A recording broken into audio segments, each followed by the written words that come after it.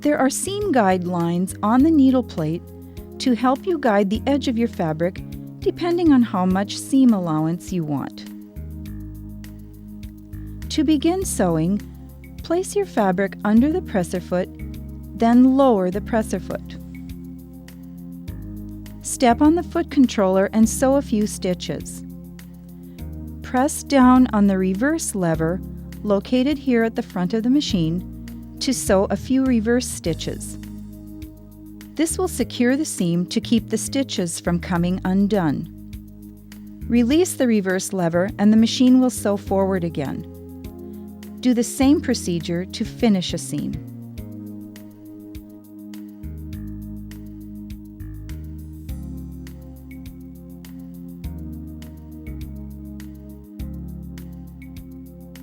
To remove your sewing from the machine, turn the hand wheel toward you until the take-up lever is in its highest position. Then continue turning it toward you until the needle just slightly begins to go down again. This will ensure that your threads will not tangle or jam when you begin sewing again.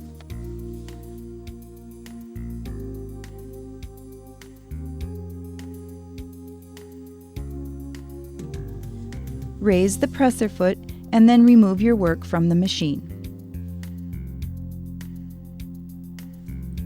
To trim the thread ends, pull the threads behind the presser foot. Guide them around the side of the machine and then into the thread cutter. By using the thread cutter, the thread tails will be trimmed long enough so that the machine doesn't come unthreaded when you start to sew again. This is the presser foot pressure control. Pressure is the force the presser foot exerts on the fabric when it is being stitched. Pressure is important because it influences the straightness of seams, the uniformity of the stitch length, and the even handling of both layers of fabric.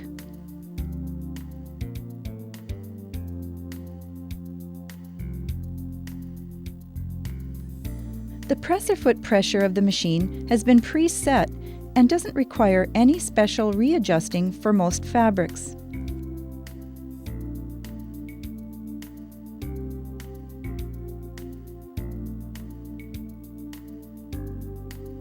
However, for very thin fabrics, the presser foot pressure should be loosened by turning the screw counterclockwise.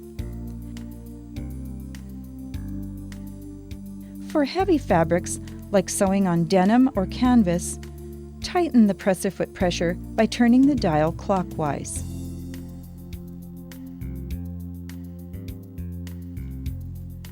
Your machine has a variety of basic sewing stitches from which to choose. This is the pattern selector dial. It can be turned either toward the left or to the right to select a stitch. Always be sure that your needle is in the highest position when turning the pattern selector dial.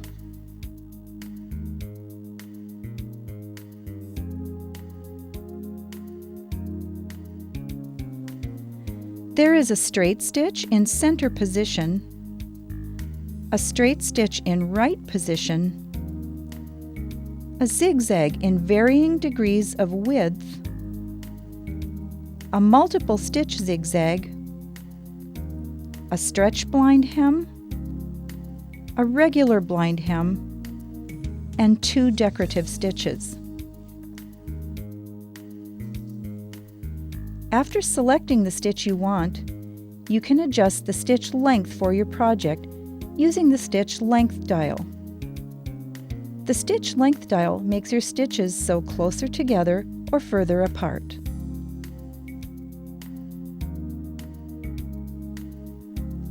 You will notice that the straight stitch has 2 settings, one for center needle position and one for the right needle position. You can use either one for your regular sewing. For most of your sewing, you can use the center needle position.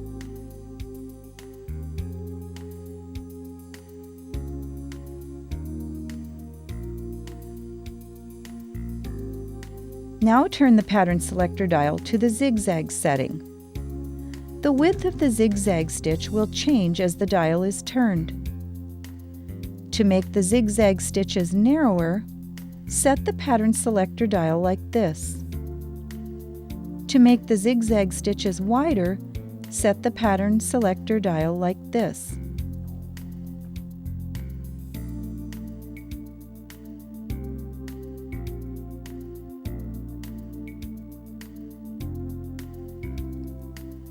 There are two styles of blind hem stitch.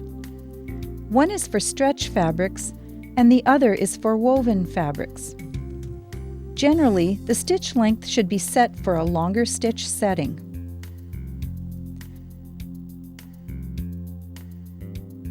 To make a blind hem, first turn the hem up to the depth you want, then press. Finish the raw edge of the fabric with a zigzag stitch or trim with pinking shears. Pin the hem in place.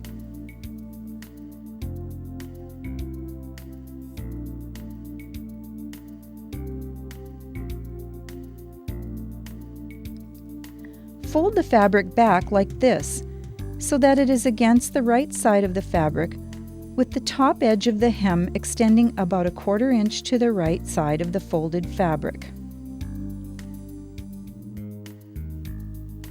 Start sewing slowly at the fold, making sure that the needle slightly touches the top fold, catching 1 or 2 fabric threads. When finished sewing, unfold the fabric and then press. The multi-stitch zigzag can be used for darning, mending, applying elastic, and even for attaching trims. For elastic insertion, place the elastic through the hole of the presser foot, extending it out toward the back. Place the fabric under the foot. Lower the presser foot. Begin sewing, stretching the elastic as you sew.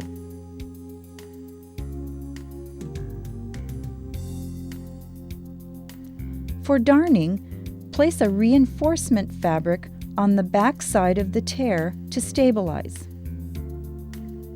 Sew over the center of the tear. Now stitch again along each side of the tear to secure.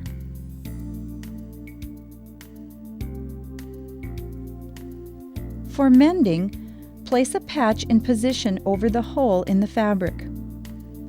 Stitch around the patch until it has been securely attached. Use a shorter stitch length if you want the stitches closer together.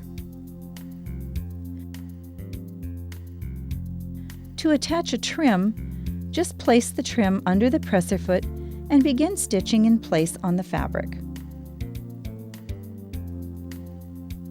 Your machine also has 2 decorative stitches, a shell stitch and a crescent stitch. The shell stitch can be used on fabrics like tricot or shears to create a shell effect at the edge. To do this, fold the fabric under, then stitch the fabric right at the edge. When finished, trim any excess fabric away from the wrong side. The crescent stitch has many uses, but is most commonly seen as a decorative finish on a fabric edge.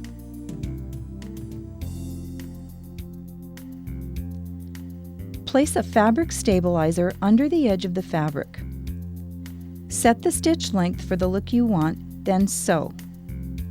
When finished, remove the stabilizer according to the manufacturer's instructions, then use a fine point scissor to trim away excess fabric.